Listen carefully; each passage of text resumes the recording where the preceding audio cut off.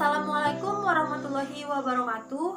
Hello guys, good morning. How are you today? Okay, good. Well, today we are going to learn about human skeletal bones. Nah, jadi hari ini kita akan belajar tentang kerangka manusia. But before entering into learning, let's pray together. Tapi sebelum belajar, kita akan berdoa bersama-sama terlebih dahulu. Praying begins. Finish. Selesai.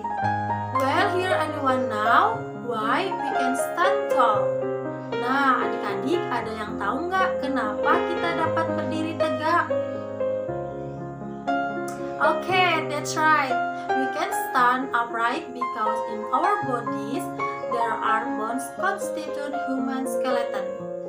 Nah, jadi dalam tubuh kita terdapat tulang-tulang penyusun kerangka tubuh sehingga kita dapat berdiri tegak. Okay, next. The bones that make up our skeleton are divided into two parts, namely the axial skeleton and the appendicular skeleton. Nah, tulang-tulang yang menyusun kerangka tubuh kita terbagi menjadi dua bagian, yaitu kerangka aksial dan kerangka appendikular.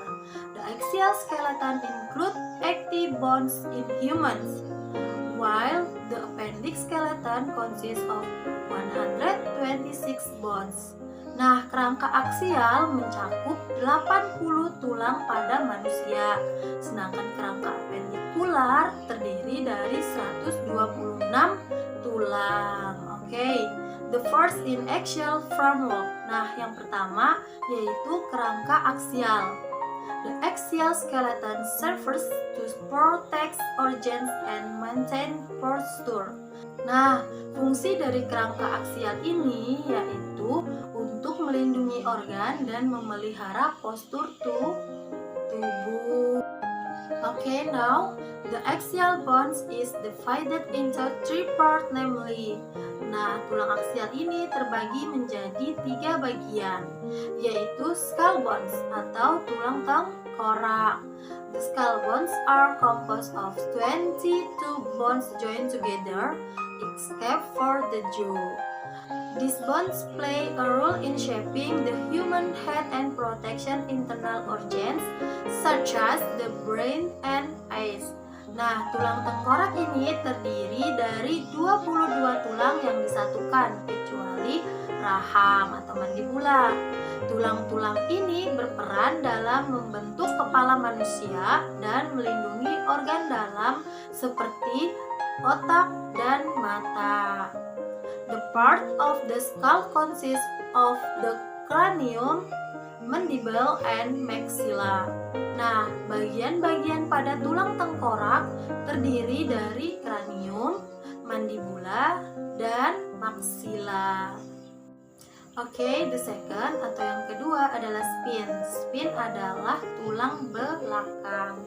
The function of this bone is support other part of the body. The spine in humans consists of 26 segments. Nah, fungsi tulang ini adalah untuk menopang bagian tubuh lainnya. Tulang belakang pada manusia terdiri dari 26 ruas.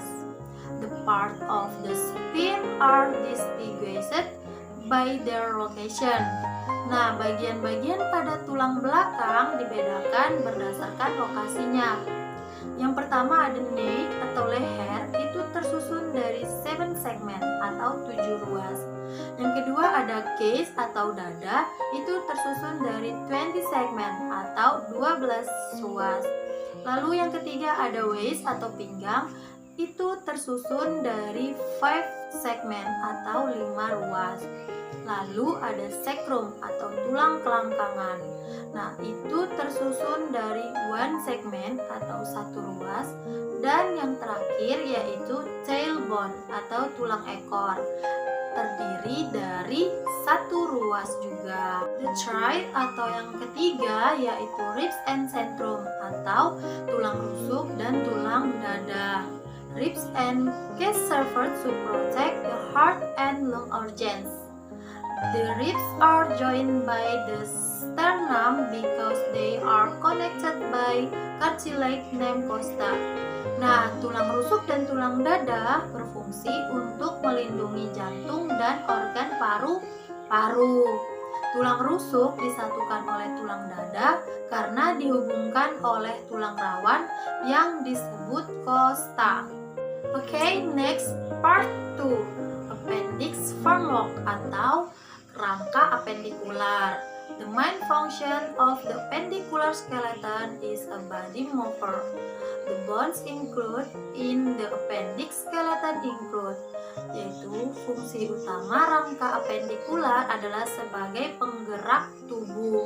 Tulang-tulang yang termasuk dalam kerangka appendix antara lain, the first, yang pertama, upper limb atau anggota gerak atas. The hand or arms is a member of the upper limb. Nah, tangan atau lengan adalah anggota gerak atas. The bones in the arms consist of the upper arms, the radius, and the ulna. In addition, the bones in the palm of the hand are also called the metacarpals. Nah, tulang pada bagian lengan atau tangan terdiri dari tulang lengan atas, pengumpil, dan tulang hasta. Selain itu, tulang pada bagian telapak tangan disebut juga dengan tulang metacarpal. Okay, next, the second are lower limbs atau anggota gerak bawah. Human use the legs as lower limbs. Nah, manusia menggunakan kaki sebagai tungkai bawah. The bones in the leg consist of the thigh bones, calf, and shin bone. While the sole of the foot is composed of bones called metatarsal. Nah, tulang pada kaki terdiri dari tulang paha, betis, dan tulang kering.